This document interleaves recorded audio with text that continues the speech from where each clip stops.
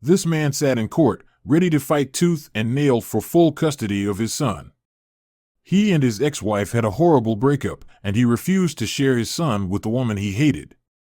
However, the trail was harder than expected, and when his mother unexpectedly took the stand, he turned pale. Man goes to court for son's custody, turns pale when he sees his mother in the stand. The courtroom was heavy with chatter when John sat down across from his ex-wife, Liza. They were both there for the same reason, to get custody of their son Kevin. John knew it would be an intense battle between them, but he never expected the outcome he was about to receive. John didn't just want the outcome of this trial to be a little bit extra time with his son, he wanted full 100% custody of their little boy.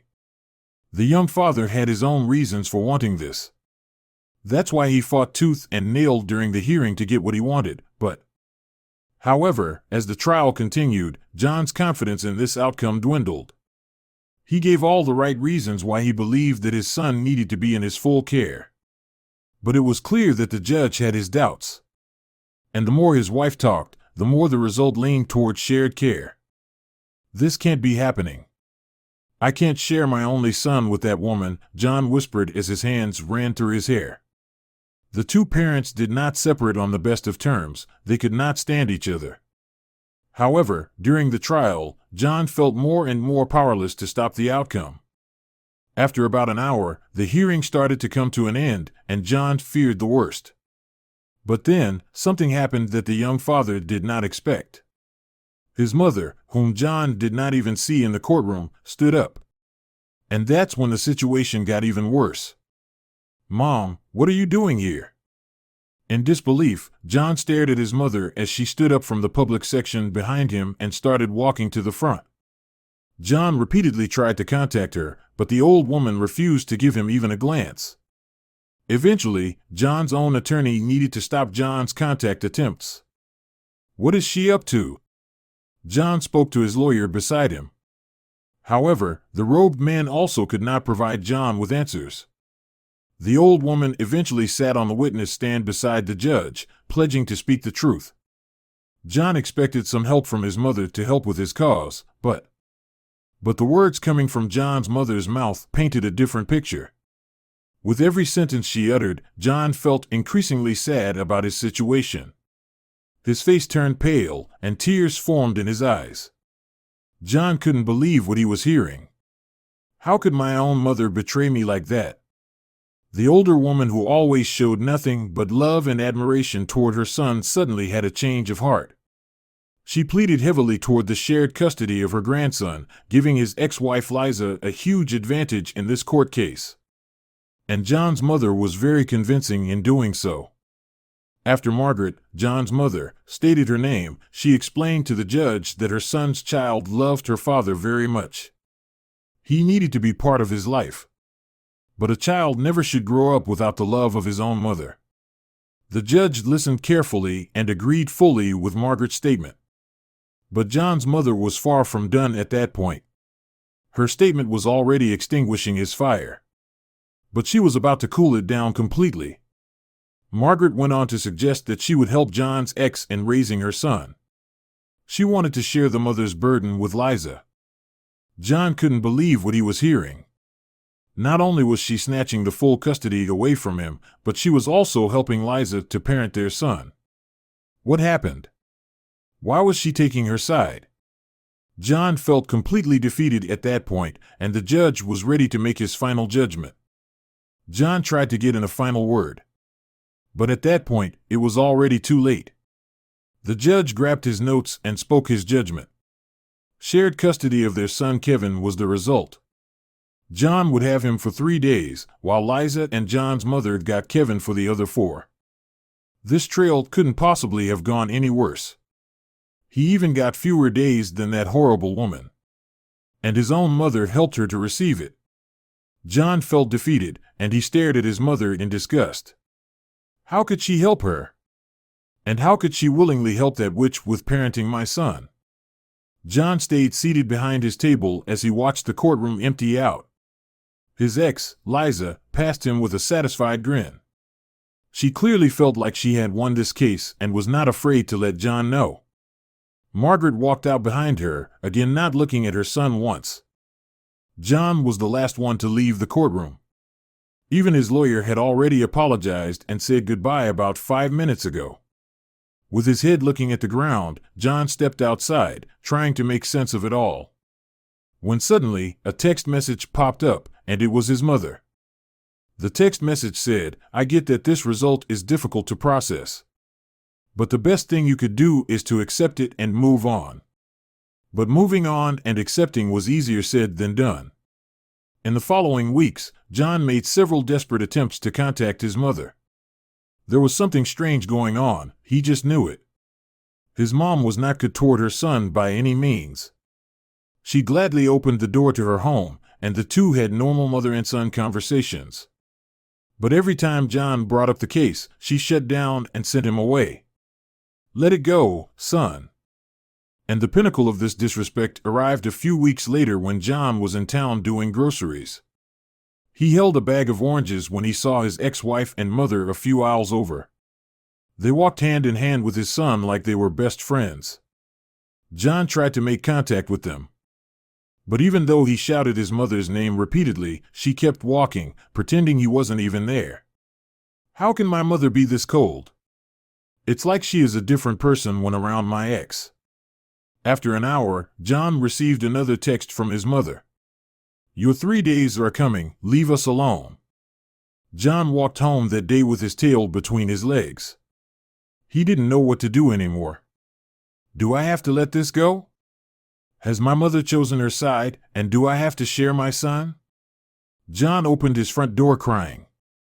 But then he saw a letter on the doormat. What's this? The transparent slot on the front of the envelope showed the name of the law firm his attorney worked for. So when John saw that, he knew it had to do something with his custody trial. John opened the envelope in a hurry and saw a request to come to the lawyer's office. Apparently, it was urgent because the letter ended with, "Don't waste any time." So John paced himself and rushed to his car. John raced to the law firm in record time with the letter on the passenger seat. "This has to be about my ex-wife and the unfair trial she won. It has to be." The speculations continued after he arrived in the law firm's parking lot. His footsteps were quick, and the thoughts in his mind were going even faster. When the front office employee welcomed him into the building, he did not even answer. John just walked past her and rushed up the stairs. John knew exactly where his lawyer's office was since they had many conversations in the same room. But when he arrived at the office door and opened it, he saw something he never expected. His lawyer was sitting behind his desk, but there was someone else. "Mom? What are you doing here?" Margaret looked at her son and remained quiet for the time being. John's lawyer, on the other hand, didn't. He invited John to step further into the room and take a seat in front of him. "Go sit next to your mother. There is something we need to show you. Something you might like." John obliged the lawyer's request and sat beside his betraying mother. That was the first part of his lawyer's request, but the second part of watching something needed to wait because John was done taking a back seat. Sitting so close to his mom, he started getting really angry, and John confronted her about everything. John turned the chair away from the desk and toward his mother to look at her straight. "All right, dear mother. Tell me exactly what you were thinking when you ruined my life and the life of my son. How dare you take that woman's side? You've betrayed me. Give me answers." John's mom listened to every angry word from her son's mouth and kept quiet the entire time.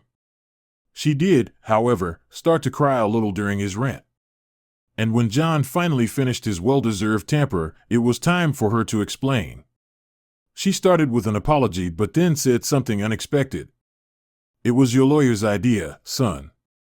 John's mother pointed at the computer screen belonging to his lawyer and handed over the talking stick to him. "He can explain it much better than I can." John's gaze shifted as he witnessed his attorney sitting behind his computer with a broad smile. The suited man turned his computer monitor and showed John a screen filled with different video frames. "What is this?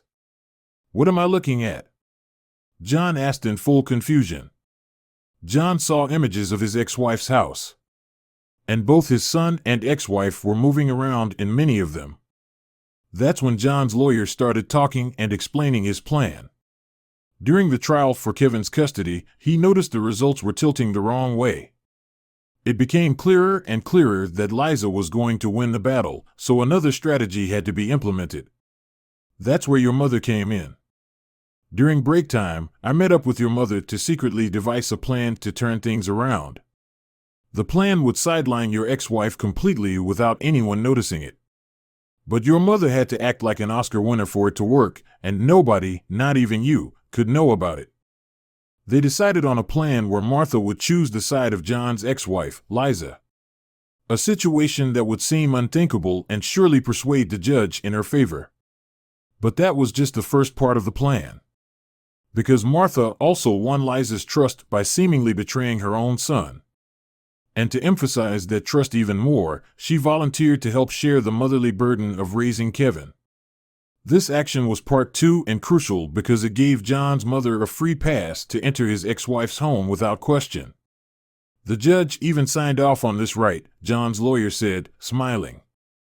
John's mother then went on to explain that by being allowed into Liza's house, she could document everything that went on inside her place. She made a video diary of sorts about every activity inside Tome. All, of course, without his ex-wife ever noticing. And we gathered some juicy evidence. John's lawyer highlighted some videos in particular where it was clear to see their little boy crying in one room and Liza not even flinching to help one room over. Martha also recorded John's ex-wife going out with friends on multiple occasions when she left their son alone for hours. Our case for full custody was unwinnable before. But with the results of this secretive plan and the undercover work from your mother, we will be able to reopen this case. The lawyer grabbed a document from his drawer and stated it was a request for a second hearing. Just sign here, and we're off. John was in shock. He couldn't believe the wonderful thing this lawyer and, most of all, his mother, did for him. Called you so many nasty names, and you took all of it without faulting once. I love you so much, Mom. Sorry that I ever doubted you. John signed the papers then and there. Exactly 1 month later, the appeal was approved, and a second hearing regarding full custody could begin. John was already sitting in the courtroom when his ex-wife stepped in. She was late, which suited her character. Yet she still came in with a confident smile on her face. But that was about to change. It was up to Liza to make her statements again, just like she did before. She acted sad and vulnerable, even crying about the thought of not seeing her son again if custody slipped away. She called it a mother's love, which was a new addition. But then John's lawyer suddenly interrupted her speech. He found the perfect entry point in his case when Liza spoke of motherly love. Because, according to John's lawyer, no such love existed in Liza's heart. Liza looked at John's attorney with a confused look. But that was about to change because this man of the law could back up his statement with proof. A large video monitor was rolled into court, and John's lawyer pressed play. On the large screen, for everyone to see, was video footage of Liza's home. The grin on John's ex-wife disappeared immediately, and John loved every moment of it. She watched the footage ignoring Kevin's calls for attention. She also saw the footage of her leaving the house for hours on end without ever taking care of her son's needs. While everyone watched, they heard the voice of John's mother through the TV speaker, narrating and explaining all Liza's neglectful actions. And that's when everything went extremely quickly. Liza got upset when she realized she had been played. She said that John's mother had no right to film this. However, the judge pointed out that Liza had signed an official contract allowing John's mother into her home. It was to help your son's upbringing.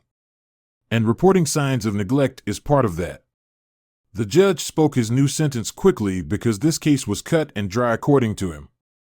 John received full custody of his son, and Liza was only allowed visitation rights on approved days by John. Both father, son, and grandmother were over the moon with this outcome. Everything was perfect. Kevin happily went home with his father and built a wonderful life together. They did allow Liza visitation rights once every 2 weeks, but after a while, she even managed to not show up for these dates due to other priorities, which is typical. And Grandma Martha? She was now involved in a big way. She would help her son raise little Kevin and become a kind and strong young woman. And this time, it was not a scheme to secretly snap video footage. This time, it was out of love as a mother and a grandmother. They looked to the future together and settled into their new life quickly. And when Kevin's first birthday in his new forever house came around, he was surrounded by loved ones. He made tons of new friends in the neighborhood. But more importantly, he was with his father, who loved him very much and would do so for the rest of his life.